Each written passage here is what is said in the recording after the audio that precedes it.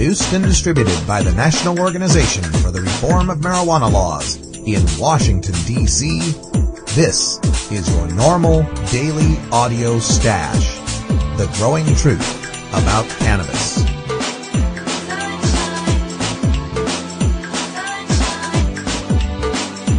Welcome to the most popular podcast regarding marijuana in all of America and all the world, featuring interviews with scientists, politicians, doctors, prohibition policy activists, regular cannabis consumers, musicians, artists, and NORML staff and NORML's board of directors, along with music and comedy no other podcast can offer.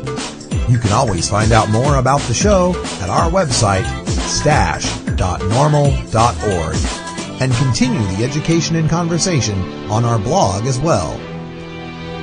We're ending marijuana prohibition with education, one listener at a time. The podcasting and blogging technology for the NORML Daily Audio Stash is provided by Red Aphid Interactive Media. Visit www.redaphid.com. It's Friday, March 7th, and it's 4:20 somewhere in the world. I'm your host, Radical Russ Belville, and this is your NORML Daily Audio Stash.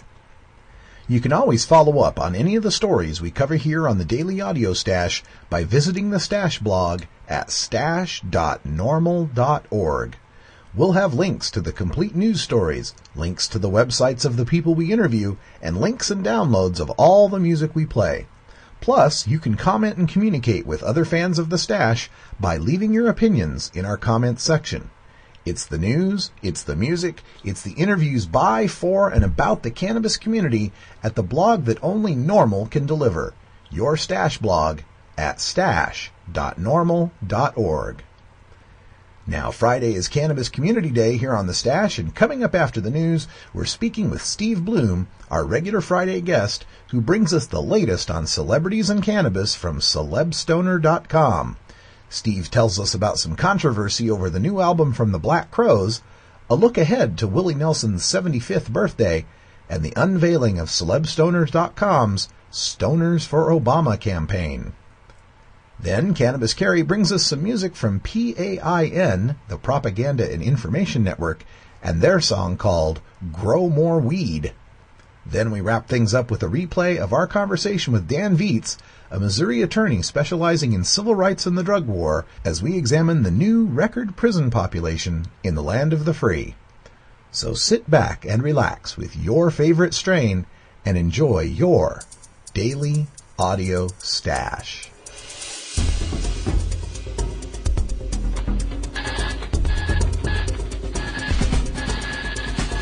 Now it's time to take a look at the latest stories about marijuana from news organizations across America and around the world in our NORML Daily Audio Stash, Hemp Headlines.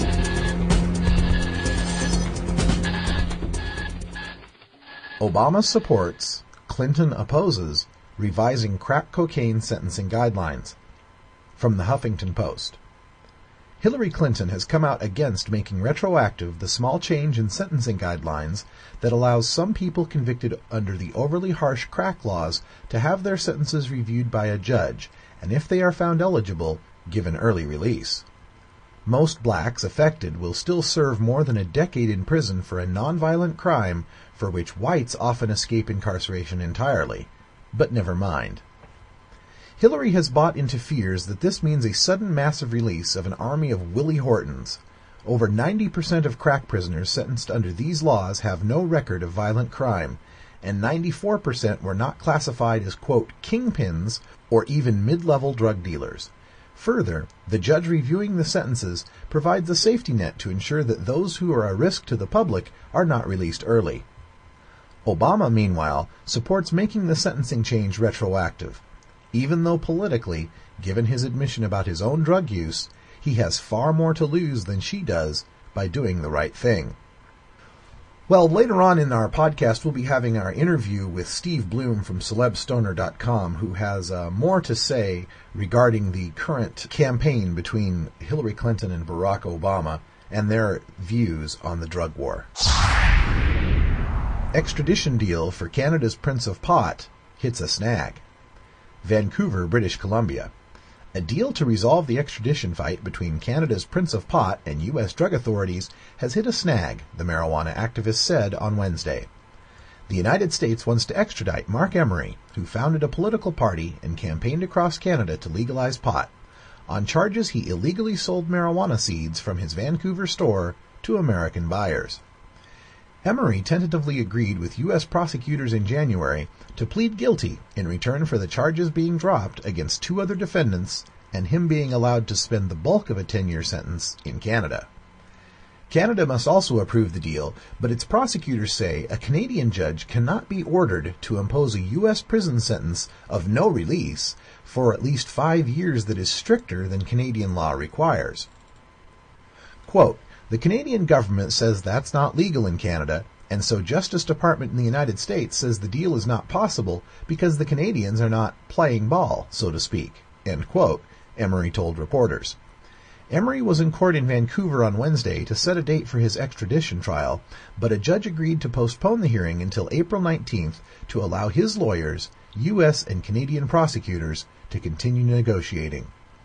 Emery said he will fight extradition if a deal is not reached. Emery has accused Canadian police of bowing to U.S. political demands by arresting him in 2005, since his activities were well known and tolerated in Canada, where he even paid taxes on his seed sales.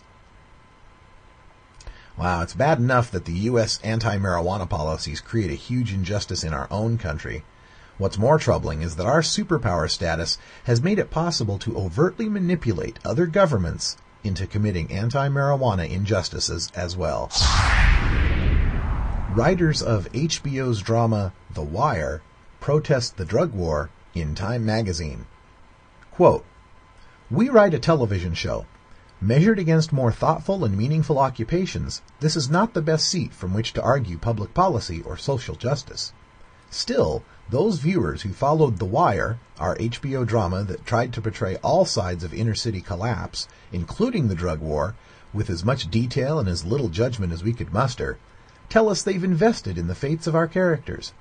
They worry or grieve for Bubbles, Bodie, or Wallace, certain that these characters are fictional, yet knowing they are rooted in the reality of the other America, the one rarely acknowledged by anything so overt as a TV drama. This drug war grinds on, flooding our prisons, devouring resources, turning city neighborhoods into free-fire zones. And to what end? State and federal prisons are packed with victims of the drug conflict. A new report by the Pew Center shows that 1 of every 100 adults in the U.S. and 1 in 15 black men over age 18 is currently incarcerated. That's the world's highest rate of imprisonment. A long habit of not thinking a thing wrong gives it a superficial appearance of being right, wrote Thomas Paine when he called for civil disobedience against monarchy, the flawed national policy of his day. In a similar spirit, we offer a small idea that is, perhaps, no small idea. It will not solve the drug problem, nor will it heal all civic wounds. It does not yet address questions of how the resources spent warring with our poor over drug use might be better spent on treatment or education or job training or anything else that might begin to restore those places in America where the only economic engine remaining is the illegal drug economy. It doesn't resolve the myriad complexities that a retreat from war to sanity will require. All it does is open a range of intricate, paradoxical issues. But this is what we can do, and what we will do. If asked to serve on a jury deliberating a violation of state or federal drug laws, we will vote to acquit, regardless of the evidence presented. Save for a prosecution in which acts of violence or intended violence are alleged, we will, to borrow Justice Harry Blackmun's manifesto against the death penalty, no longer tinker with the machinery of the drug war. No longer can we collaborate with a government that uses nonviolent drug offenses to fill prisons with its poorest, most damaged, and most desperate citizens. End quote. The writers of The Wire are referring to jury nullification, an American right of juries to decide the fairness of a law and not just the application of that law. A jury can choose not to enforce a law even if they believe a defendant is guilty. This check on legislative power dates back to colonial times even before our Independence Day. However, modern courts have refused to allow defense attorneys and judges to even mention to jurors that they have this power. For more information on jury nullification, visit the Fully Informed Jury Association at www.fija.org.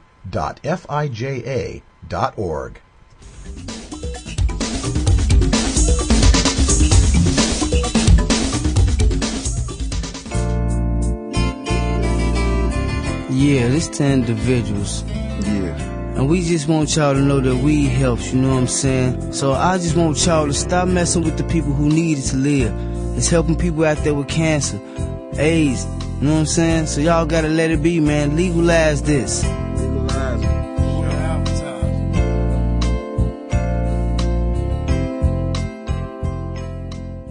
All right, well, it's Friday here on the Daily Audio Stash, and as usual, we want to get all of our celebrity stoner news from the webmaster and head honcho, number one guy in charge at CelebStoner.com. Steve Bloom is back on the stash, and Steve, thanks for joining us. Hey, thanks. That's a great welcome. Appreciate it. Trying to liven things up for a Friday, get all excited and all. One of the things we all love to do on a Friday or a weekend is check out some great music. And I was looking at your site out there at the CelebStoner.com, and you had a story up on the Black Crowes. And I'm hitting middle age, and the Black Crowes are one of my bands from my day. And so, apparently they got a new album out, and there's some kind of controversy going on with that. Yeah, well, the album came out this week. It's an album called War Paint. Black Crowes haven't released an album for several years, and they had split up and come back together, and the two brothers, Rich and Chris, who formed the band, had gone off making separate albums. With separate Didn't those guys used to fight all the time, too? Yeah, they're pretty famous for their disputes, and they took some time off. You know, people probably know that Chris Robinson was, somewhat famous for being married to Kate Hudson, and that marriage broke up, and Chris decided to go out and reform the Black Crowes. So they put together a new album, War Paint, and Black Crowes are pretty strict about, with a kind of a press policy that since they don't have a record company now and they're self-releasing, they are not really allowing, advanced versions of the album, or they didn't allow. The album's out now, so you can get it, but in a couple of weeks before its release, or even a month or two, they didn't make it available, or very few media outlets were able to get their hands on the album for review. Okay. And so in the case of the magazine Maxim, they couldn't get their hands on the advanced CDs. There weren't any available, or very few, so Maxim sort of made the big faux pas of actually running a review without even hearing the album. Oh, man, okay. And so it's funny. I mean, the Black Crowes decided when they heard about this, they learned about it, to make a big stink over it, and probably beneficial to them because it drummed up, some attention to the album going after Maxim. The Maxim, put out a review, which is pretty funny. I mean, it said the Black Crowes already sounded like grizzled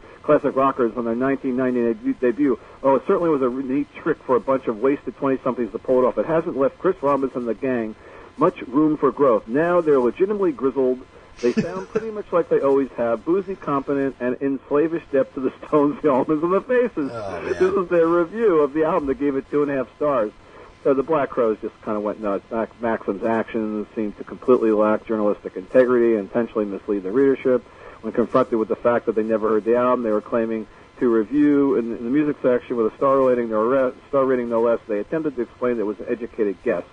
Now, as it turned out, Maxim did apologize, but the Black Crowes kind of went on, to attack, Maxim a little bit more. And so, it's hard to justify what they did. It's kind of like, somebody writing a book and it's a hoax and it's not really about their life, like the book that came out this week that's been pulled back about this woman who claimed that she grew up in South Central Los Angeles and ran drugs with friends and she didn't do anything of the sort. Yeah. So, I mean, obviously, it's a bad step to take.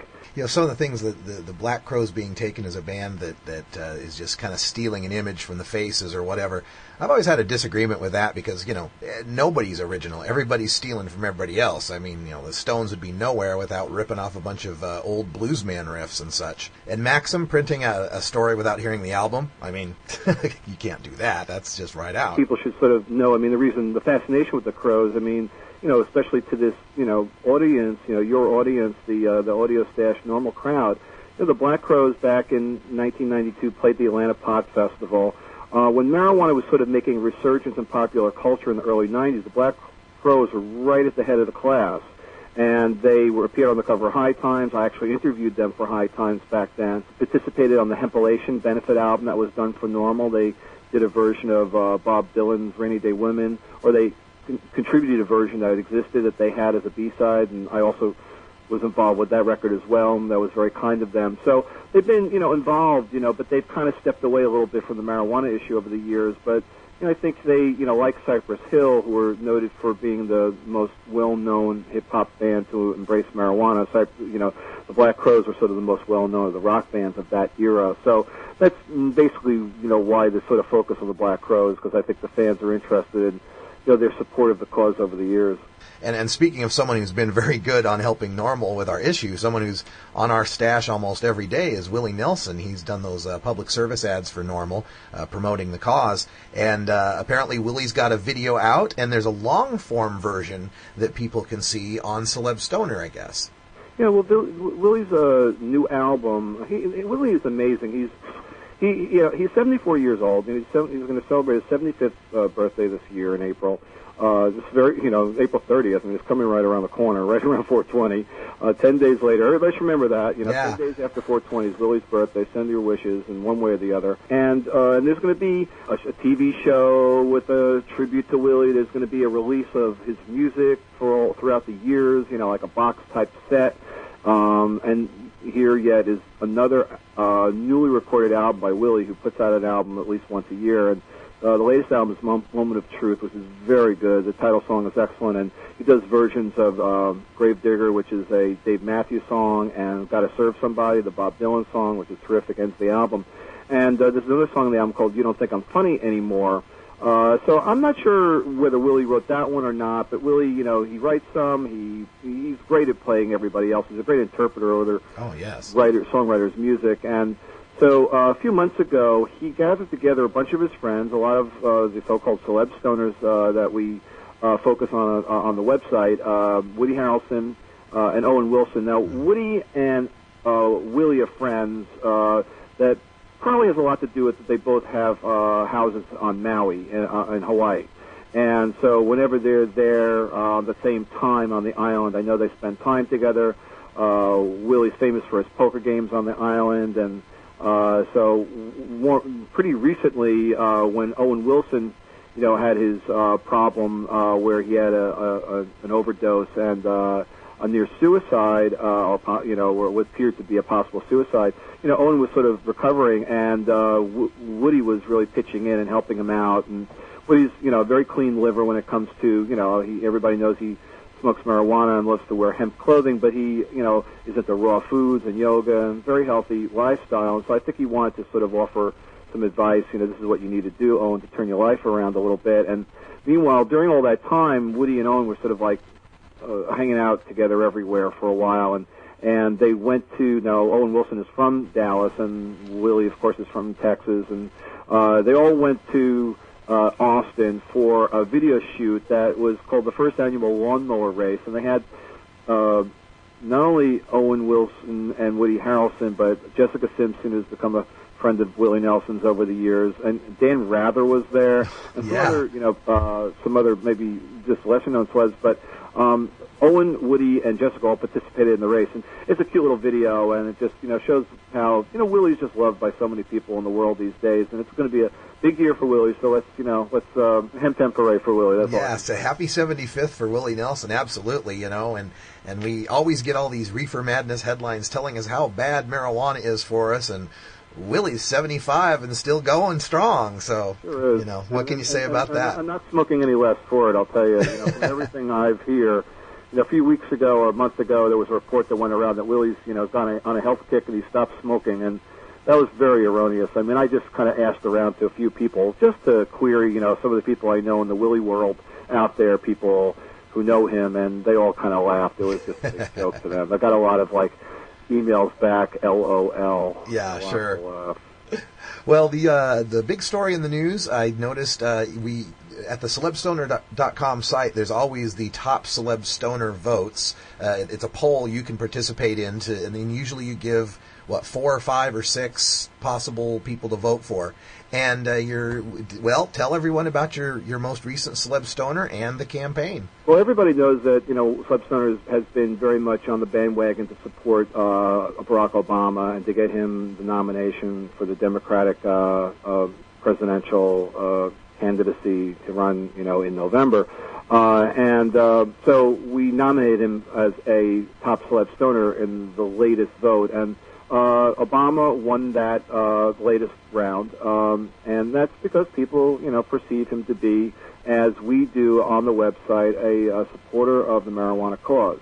And there are 5 particular items that we listed to explain, what is his resume, so to speak. Why did he earn the honor? One is what he said when he was in high school and college, and he wrote in his book, Dreams from My Father, that pot had helped and booze, maybe a little blow when you could afford it. Pot had helped. He admits to his other use. More recently, in 2007, he told an interviewer, when I was a kid, I inhaled frequently. That was the point. That was kind of a jokey comment. Back in 2004, he told an audience of Northwestern students, the war on drugs has been an utter failure. We need to rethink and decriminalize our marijuana laws. In a letter to a constituent in 2006, Obama wrote, I am aware of the argument that legalizing marijuana would make the drug more controlled or safer, and that it may curb the violence associated with the sale of an illegal substance. I also appreciate that many physicians believe that medicinal marijuana could be helpful to some patients. And in also this last summer, he told an activist up in New Hampshire, I would not have the Justice Department prosecuting and raiding medical marijuana users. Now, that's all the pro stuff on Obama regarding marijuana and the drug war.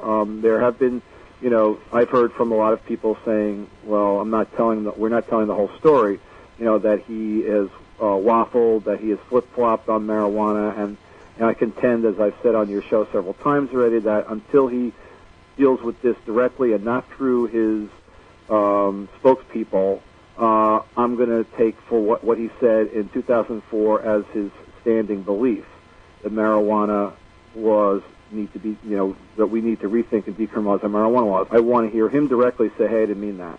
His spokespeople have said, on one hand, that he's always favored decriminalizing marijuana. On the other hand, that, that's not where the candidate stands today. So that's what's led people to wonder, where does he stand? So with that in mind, we started a campaign at CelebStoner, Stoners for Obama, and we are selling stickers, and we want to get the word out. Now, the idea here is that I believe stoners are a voting bloc. I believe stoners are a demographic of like-minded people who share a lot of ideas and beliefs and interests, products that they buy, things that they smoke. They share that. They think similarly about a lot of things. But they come from all walks of life. They come from all different racial backgrounds, all different religious backgrounds, all different financial and class backgrounds, everything imaginable. This is, the rainbow of stoners out there that goes way across the full spectrum. So, but stoners aren't taken seriously, generally speaking, and as Willie Nelson said recently, stoners don't vote. So I want to kind of change that. Interestingly, it'd be nice to know what he thinks on medical marijuana now that it passed a committee in Illinois, a medical bill in Illinois just passed the Senate committee that if it can get out, it'll go into the Senate for a vote, see if the Illinois Senate, which Obama used to be a member of, will vote in favor of this medical marijuana bill. And it'd be nice to ask, Obama what he thinks about that. It's just too bad that we can't get the questions to him. Maybe the decrim question is a little too loaded for him right now, but the medical marijuana question is not. That's a safe question. And it'd be interesting to hear a little bit more, especially since his state is involved in, the possibility of moving towards becoming the 13th state to legalize medical marijuana. In these debates, there's no reason why these moderators couldn't be bringing up the point of medical marijuana, and especially if we're going to have one of the face-to-face debates with him and Hillary Clinton, the question could be directly asked to both of them. And I think one of the things we could do is encourage our listeners out there to contact MSNBC, contact CNN, send these questions in, especially people in these states like Illinois and particularly Michigan, if they're going to be redoing that Democratic race race up in Michigan to seat those delegates, then there might very well be a debate in Michigan. So let's encourage everyone out there, and I'll put some links out there on the Stash blog for people to log on to. We'll contact MSNBC and CNN and get those questions asked. Well, I want to thank Steve Bloom from CelebStoner.com for joining us again like he does every Friday. Steve, you got all the information out there at the website and the CelebStoner.com CelebStoner of the Week poll. And thanks for joining us. Thanks a lot, Russ. Have a great weekend.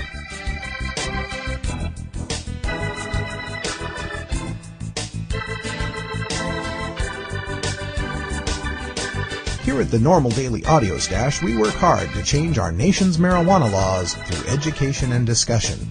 But we also take the time to relax and unwind with an eclectic mix of pod-safe music from many independent artists. We look for music that speaks to the growing truth about cannabis, or music that speaks to broader themes of freedom, liberty, social justice, equality, and protest. To find out more about the artists and download the music you hear on this podcast, just log on to stash.normal.org. And if you'd like to get your music heard by the online cannabis community, just send us an email at stash@normal.org.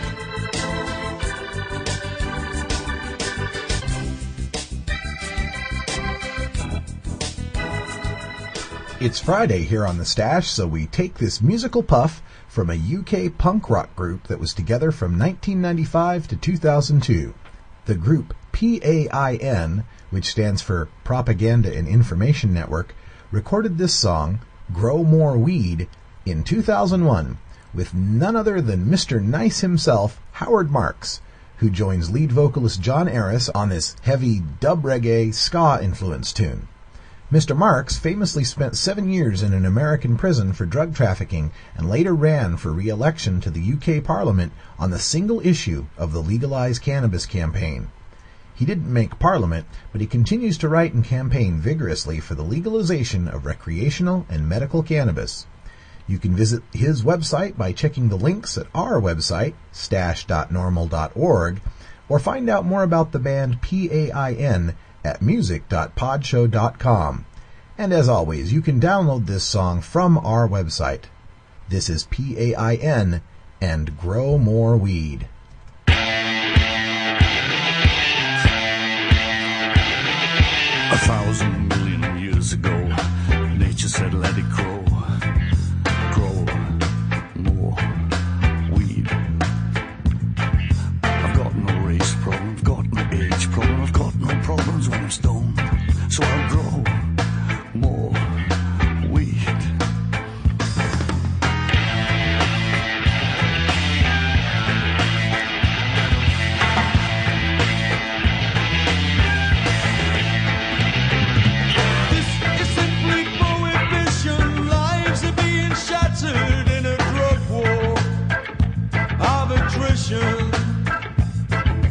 Nothing more than prohibition. Lives are being shattered in a drug war of attrition.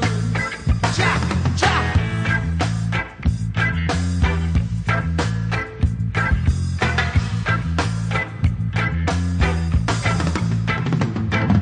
You let me get dizzy, you let me get giddy, you let me grow more weed.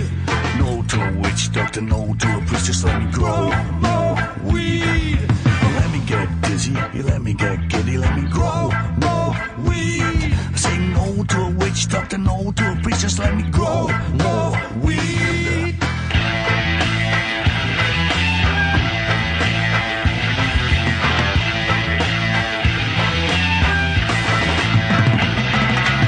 This is simply prohibition.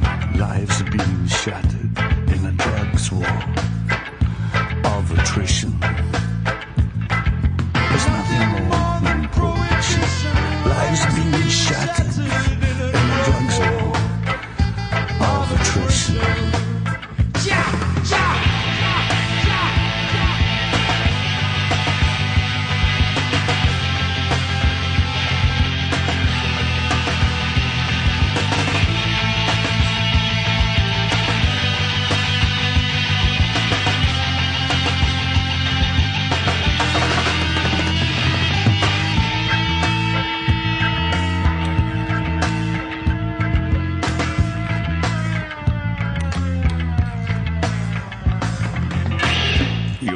control a lot of things, drugs are, but you'll never control my mind.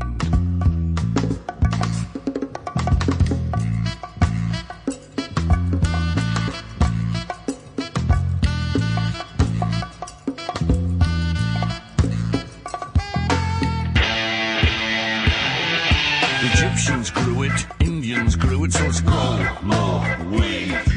The Rastas blasted smoke, even grow it, so let's grow more weed. A silly prohibition, lives are being shattered if they grow more weed. You criminalize me, don't do it to my kids if they grow more weed.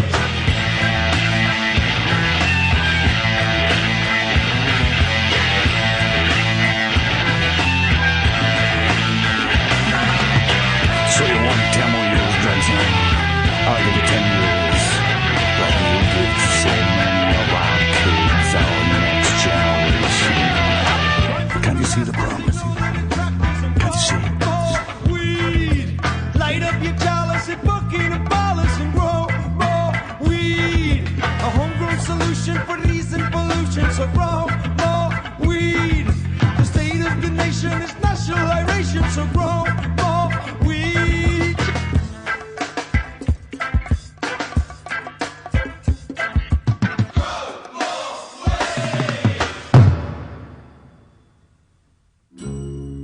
Georgia. Hi, this is Willie Nelson, and I need your help. Our marijuana laws are terribly unfair, and they make criminals out of law-abiding citizens. Nearly 2,000 Americans are arrested every day on marijuana charges, and we are unfairly destroying the lives and careers of hundreds of thousands of people simply because they smoke marijuana. These are not criminals. They are average citizens like you, good neighbors who work hard, raise families, pay taxes, and contribute to their communities. And it's time we stopped arresting responsible marijuana smokers. We need your help to end marijuana prohibition once and for all. It's the fair thing to do. For more information, contact NORML, the National Organization for the Reform of Marijuana Laws. Call toll-free 888-67-NORML or visit their website at norml.org. All right, well, we're very happy to have Dan Viets joining us here on the Daily Audio Stash. He's an attorney who is specializing in criminal defense for drug cases. He's also a former president of the Missouri Association of Criminal Defense Lawyers. So, Dan, welcome to the Stash. Thank you very much, Russ. Wanted to talk to you about this issue that this has been in the headlines just today, where the United States is finally more than 1 in 100 people now in prison in our system, and which now sets the United States as the world's #1 jailer, both in per capita numbers and just raw numbers. It was quite surprising to see that China, with its population of over 1.2 billion, only incarcerates 1.5 million people, and we have now over 2 million. That's right. So what is driving this record incarceration numbers that we have here in the United States? Primarily a mania to incarcerate people for nonviolent, victimless offenses. There are politicians, many politicians have this mindset that their ticket to getting elected is to promise to be tougher on crime and to enact harsher, meaning longer sentences for any kind of crime you can come up with. And they're wrong. I mean, that's the irony of the situation, is that every poll of the public, the general public, reveals the public is way ahead of the politicians. And they understand that being tough on crime is also being stupid on crime, that it wastes an incredible amount of financial resources, and it also wastes an incredible amount of human resources. It's just an insane situation, and it's very important this study has come out at this time, because if the press will pick up on it and make it an issue in the presidential election, then perhaps we have some hope to change the situation. What are some of the statutory issues now that help to lead to this? If we get into the technical issues, the article mentions our 3 strikes and you're out. It also mentions mandatory minimums. Tell some of our listeners who may not fully understand what's going on with those what those mean. 3 strikes bills mean different things in different states, and the great majority of the people behind bars in this country are there because of state laws and state prosecutions. So I should hasten to point out it's not only the presidential race, but it's very much a matter of local and state government races as well, whether this policy changes or continues. But the concept of mandatory minimums applies under some state laws, but generally refers to the scheme of sentencing that was established by the United States Congress back in 1984, a very appropriate year for that new scheme to be put in place. And indeed, for most drug offenses that are federally prosecuted, there are mandatory minimum sentences, which deprive the judges themselves of the discretion to sentence people in a rational way. That is, to sentence people who deserve a chance at probation to receive probation. Now, yes, a lot of this has to do, with the war on marijuana users, but also, on a broader sense, just the war on drugs in general. And regarding those mandatory minimums, one of the most offensive parts of the mandatory minimum sentencing scheme has to do with cocaine. And maybe you could explain a little bit about why that is a policy problem. Well, a very arbitrary distinction was drawn by Congress in the wake of the national hysteria over crack cocaine back in the 80s and early 90s. Congress enacted mandatory minimum sentences, which in some cases provide for penalties of as much as 100 times greater for possessing the same amount of crack cocaine as for that amount of powder cocaine. And that doesn't make any sense. I mean, back in those days, the press and politicians were trying to capitalize on the hysteria that surrounded crack cocaine. That was the new devil drug of the day. And it's turned out that crack cocaine isn't that remarkably different from regular old powder cocaine. But the fact is, for whatever reason, that there is a high correlation between African Americans being prosecuted on crack cocaine charges and European Americans being prosecuted on powder cocaine charges. Obviously, it's not 100% correlation, but there's a high degree of correlation. And, of course, it just happens that Congress mandates these horribly long, harsh sentences for the crack cocaine, which happens to be the drug of choice for a large number of African Americans, apparently. So the effect, whether the intent was there or not, they certainly knew darn well that the effect would be to incarcerate lots more black people for lots longer periods of time. Yeah, the chemical itself, cocaine is cocaine, whether we're talking about crack or powder. That's absolutely right. I mean, it's just irrational, the distinction. But and that is a factor in the sentencing problem that we have now. But you're also correct that marijuana is a major part of the problem. I just represented a man who is facing a 22-year federal prison sentence for marijuana distribution, and I'll tell you, the federal system has a lot of things wrong with it. One of them is that people can be found guilty, as in this case, of a certain amount of marijuana, and yet when it comes time to sentence those people, the court can find that they're really guilty and should be punished for a far larger amount of marijuana. In this case, my client was charged with a 1,000-kilogram conspiracy. He was found not guilty of that 1,000-kilogram conspiracy, just as we predicted he would be and should be.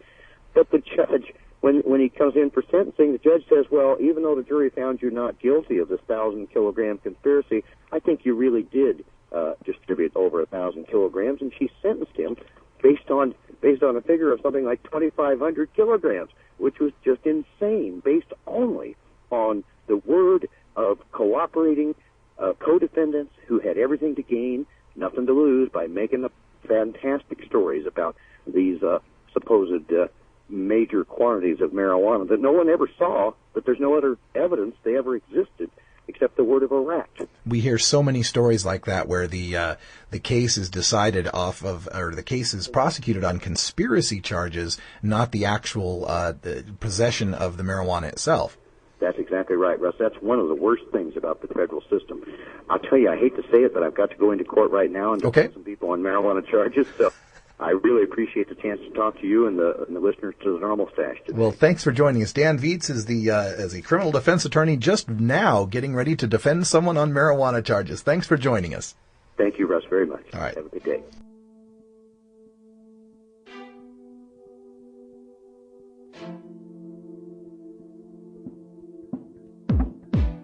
Thank you for downloading the NORML Daily Audio Stash, the growing truth about cannabis. We are produced by the National Organization for the Reform of Marijuana Laws in Washington, D.C. Our executive producer is Alan St. Pierre. Our deputy director is Paul Armentano. Our webmaster is Brian Judy. And web production is provided by Red Aphid Interactive Media. As always, you can catch up on the latest information about marijuana at www.norml.org. And you can interact and download from our Audio Stash blog at stash.norml.org.